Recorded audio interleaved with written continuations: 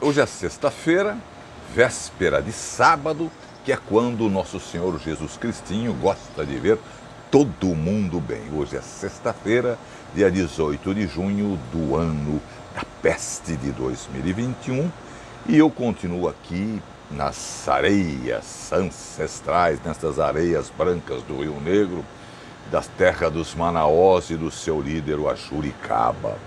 Pena que os índios Manaós não eram canibais como os nossos tupinambás lá de Barequeçaba. E aqui na varanda eu fico atirando as minhas granadas do sol, a poesia nos salvará.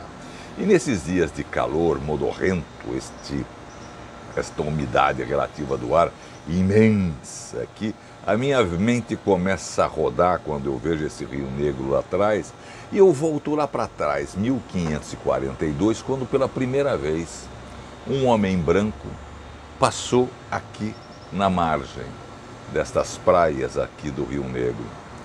E esse sujeito veio num barquinho desde o Equador e foi parar lá na foz do Amazonas, que não era Amazonas ainda, lá na ilha do Marajó, em 1542. Eu estou falando daquele homem bravo, desbravador, matador de índio, que foi Francisco Orellana. Francisco Orellana veio para a conquista do Peru, depois ele acabou vindo por terra, foi o primeiro a navegar aqui, descer pelo Negro, ir ao Amazonas, e aí daí vai aonde?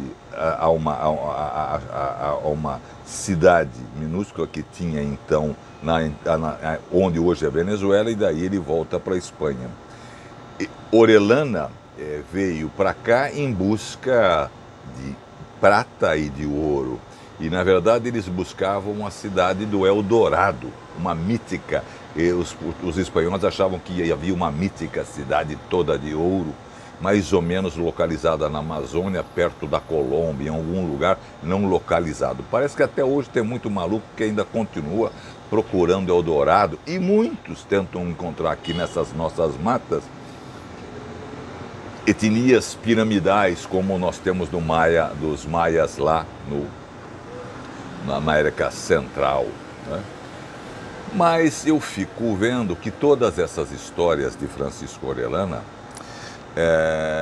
nós conhecemos porque na viagem de Francisco Orellana viajava também o frei Gaspar de Carvajal, que foi incumbido de fazer o relatório da viagem de Orellana. E foi este relatório, na verdade, que tem como título Relatório do Novo Descobrimento do Famoso do Rio Descoberto pelo capitão Francisco Orellana, que se batiza o nome de Rio Amazonas. Porque na cabeça desses espanhóis, com essa cabeça europeia, eles acharam que eles haviam visto umas mulheres guerreando com arco e flecha contra eles, e aí a associação com as Amazonas da mitologia grega foi um passo, não é? E por isso eu vou ler para vocês um trecho deste relatório, desta conquista do Orellana, do Francisco Orellana, um pequeno trecho desse relatório que vocês podem encontrar na internet. Não é fácil, esse relatório dele, procurei muito, não é fácil, só consegui encontrar no Instituto Cervantes, que é um Instituto Espanhol de Cultura, né? Se vocês quiserem entrar no Instituto Cervantes, vocês vão encontrar esse texto todo do relatório da primeira viagem pelo Rio Amazonas, a descoberta e essa narrativa que levaram 3 anos. Lembrando que depois de 1546, o Orellana volta ao Amazonas à procura de Eldorado e acaba morrendo nessas matas junto com os soldados que o seguiam nessa busca do ouro. Eu vou ler um trecho desse relatório, escrito, portanto, na segunda metade do século XVI. Esse trecho começa assim: na quinta-feira seguinte, passamos por outras cidades de médio porte e não pudemos parar por aí. Todas essas aldeias são propriedades de pescadores e suas terras. Aqui nós atingimos a boa terra e senhorio das Amazonas. Estes povos já mencionados foram avisados e sabiam da nossa partida, de cuja cabeça saíram ao nosso encontro na estrada junto à água com boas intenções. E ao se aproximarem do capitão, quis trazer-lhes a paz e assim começou a falar e chamá-los. Mas eles riam e zombavam de nós e se aproximavam de nós e diziam que devíamos caminhar e que eles estavam nos esperando lá embaixo e que lá nos levariam a todos, nos levariam para as Amazonas. O capitão, indignado com a arrogância dos índios, mandou que atirassem neles com bestas e arcabuzes para que pensassem e soubessem que tínhamos como ofendê-los. E assim ficaram feridos e voltaram ao povoado para dar a notícia do que haviam visto. Não paramos de andar e de aproximar os povoados. E antes de chegarmos perto de meia légua, havia muitos esquadrões de índios ao longo da linha da água. E enquanto caminhávamos, eles se reuniam e se aproximavam de suas populações. Era no meio desta cidade um grande contingente de gente que formavam um bom esquadrão. E o capitão mandou seus soldados procurar comida. E assim foi que, quando começamos a chegar à terra, os índios começaram a defender seu povoado e a atirar em nós. E como o povo era grande, parecia que choviam flechas. Mas os nossos arcabuzeiros e besteiros não ficaram ociosos, porque não fizeram nada além de atirar. E embora matassem muitos, não o sentiram, porque com todos os estragos que lhes foi feito, uns lutavam e outros dançavam. E aqui nos faltaram perder tudo, porque como havia tantas flechas, nossos companheiros tiveram muito o que fazer para se refugiar delas sem poder remar, do que nos causaram muito dano, que antes de pularmos no chão, eles feriram 5 de nós, dos quais eu era o único. Me acertaram com uma flecha no flanco que alcançou o buraco, e se não fosse pelos meus hábitos, eu ficaria lá. Diante do perigo que corríamos, o comandante passou a torcer e apressar os que estavam com os remos a pular. E assim, embora com trabalho, conseguimos pular e nossos companheiros se jogaram na água, que ficava de frente para o peito. Aqui foi uma batalha muito grande e perigosa, porque os índios se misturaram com os nossos espanhóis, que se defendiam com tanta coragem, que era uma coisa maravilhosa de se ver. Essa luta durou mais de 1 hora.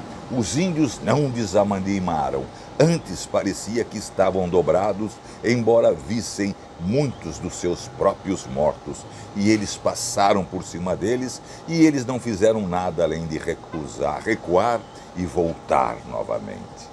Quero que você saiba qual foi a razão pelo qual esses índios se defenderam dessa forma.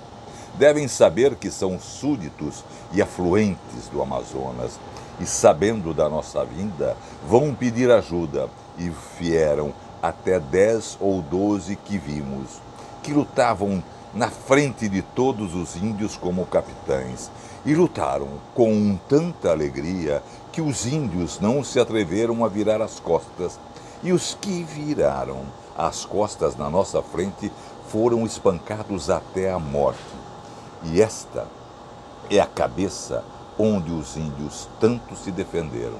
Essas mulheres são muito brancas e altas, e seus cabelos são muito longos, retorcidos e desgrenhados na cabeça, e elas são muito grossas e andam nuas em peles, cobrindo sua vergonha com seus arcos e flechas na mão, fazendo tanta guerra como 10 índios. E, na verdade, havia mulheres desses que colocavam uma flecha em um dos arcos. virando nosso propósito e luta, nosso Senhor serviu para dar força e ânimo aos nossos companheiros que mataram 7 ou 8 que vimos das Amazonas, ao final das quais os índios desmaiaram e foram derrotados e destruídos com muito dano de seu povo. E porque veio muita gente socorrida de outras cidades e eles tiveram que mexer porque já estavam mudando o sobrenome, o comandante mandou que o povo embarcasse com muita pressa, porque ele não queria colocar em risco a vida de todos. E assim embarcaram, não sem ansiedade, porque os índios já começavam a lutar, e mais do que por água, veio uma grande frota de canoas, e assim fizemos ao longo do rio e saímos da guerra. Só a poesia e as crônicas podem nos salvar e nos mostrar a verdade. Esta é a conquista da América. Em nome de Deus e do ouro, vale tudo. Beijos e até amanhã.